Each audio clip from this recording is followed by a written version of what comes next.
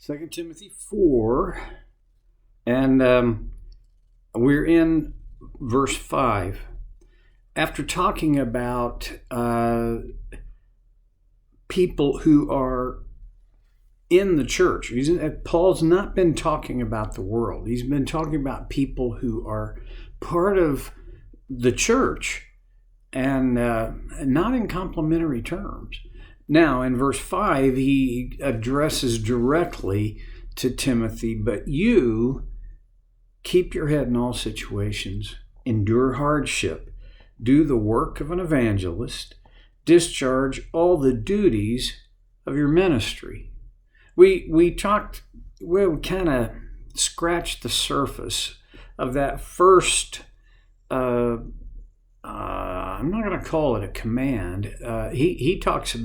Paul talks about a charge, and now I suppose I put that in this category, but it also amounts to the plan for executing on the job description that Paul gave. Anyway, keep your head in all situations.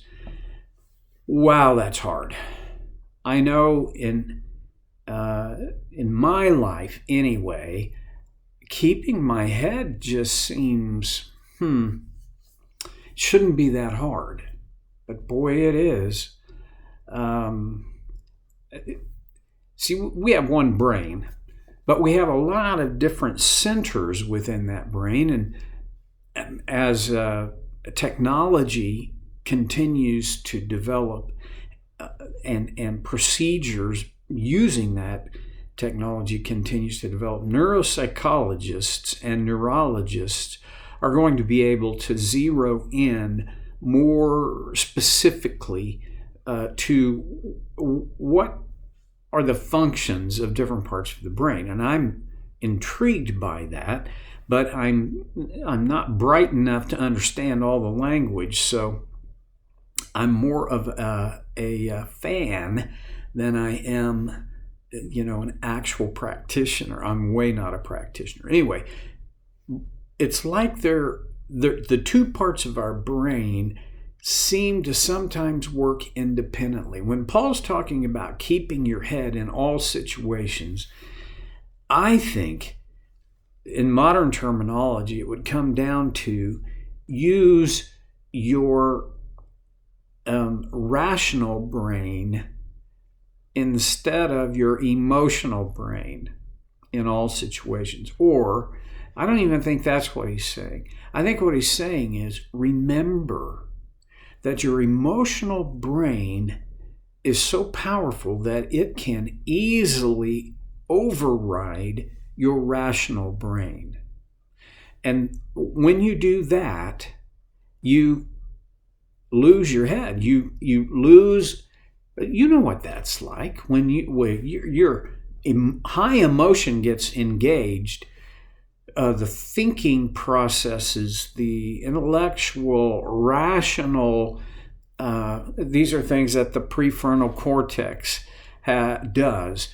They get very muddy, and for me, at least temporarily, they go away. You can't keep your head in all situations unless you are able to manage your emotional brain. That is not easy. Okay, let's think about Timothy in ministry now. Boy, I've been in more than a few meetings in ministry with other Christian men where several of us didn't keep our head.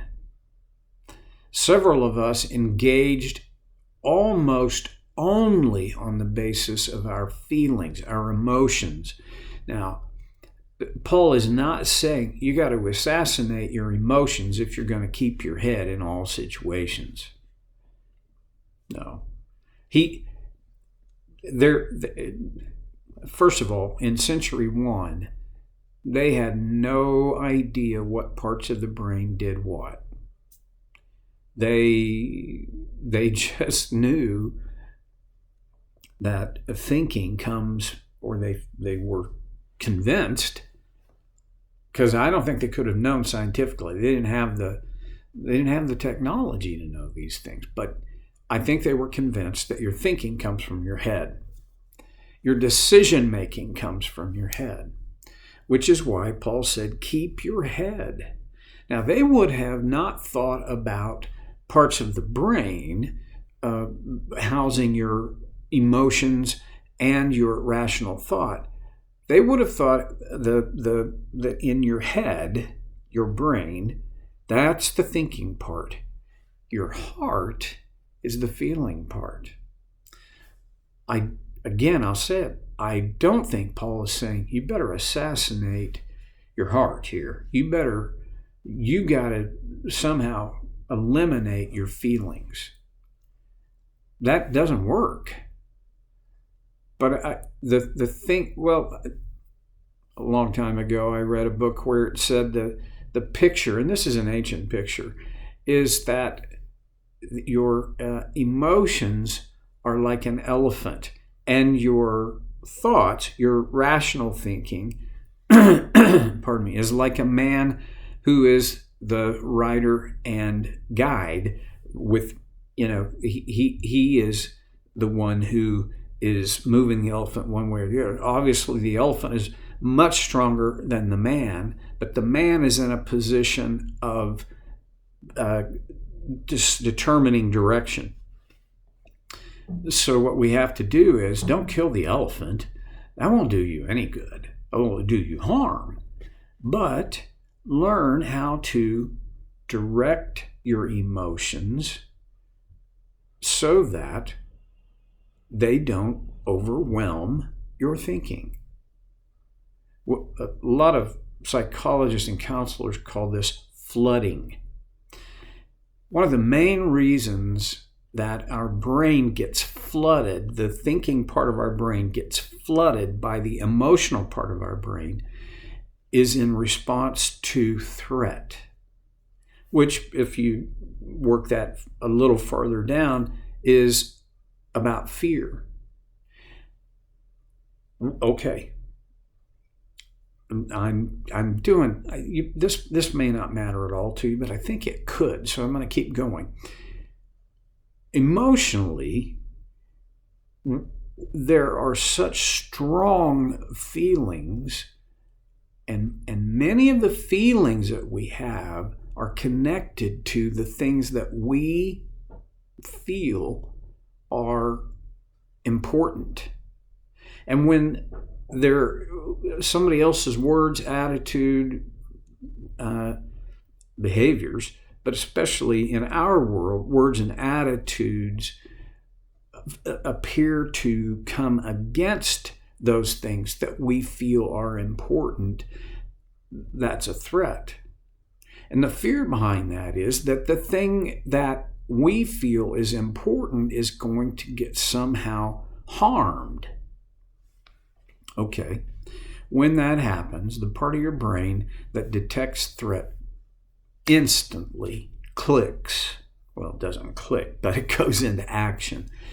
And a series of things happen which basically send less blood and oxygen as well as nutrients to the thinking part of your brain. It's not a pint less. I don't even know the amount that it is less, but there's such a delicate balance in your brain that when that normal amount of blood and oxygen and nutrients aren't getting there, it's like, have you ever had your computer where it just runs like a champ, and then it gets slow and sluggish, and well, that's sort of what happens in your brain. Okay, if you're going to keep your head in all situations, you have to recognize when your emotional brain is, puts the pedal to the metal. Recognize your emotions. Recognize that my emotions are coming to the front. don't kill your emotions. It won't work. They can't be killed. But you can recognize them, and you can take a moment to identify them. What am I feeling? I'm feeling, you have to fill in the blank for yourself. And okay, what do I do about that feeling? Because sometimes your emotions are a signal that what is beginning here or happening here is not right. It is a sincere, authentic ding against the truth. Read it for what it is, but don't let it behind the steering wheel. Your thinking brain, your thinking mind, your head needs to rule, which is not the best way to say it, but I can't think of a better way. Your thinking mind has to rule your feeling mind. That is really, really hard when things that matter to you are at stake. And I can tell you in ministry, there are a lot of times when things that matter to me, back in the day, that mattered to me, feel threatened. It's very difficult for my thinking mind to rule my feeling mind, my heart. And it happens so quickly sometimes that boom, I'm all worked up, I'm fired up, and I'm engaged. It's kind of the fight or flight thing, and I tended to fight more than flee, especially on the idea level.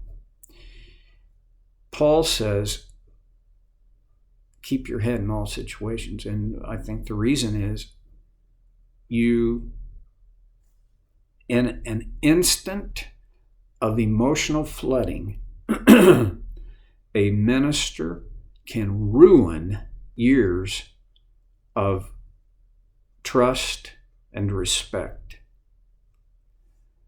I've seen it happen.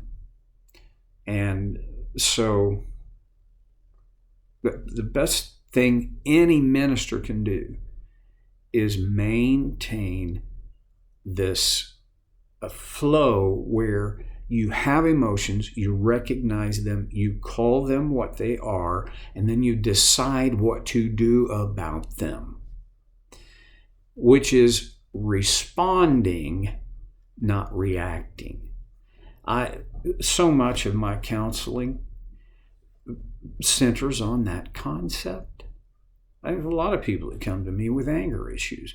Well, anger issues are what happen when people don't keep their head in all situations. How many marriages could have been restored and made healthy if both partners had kept their head in all situations?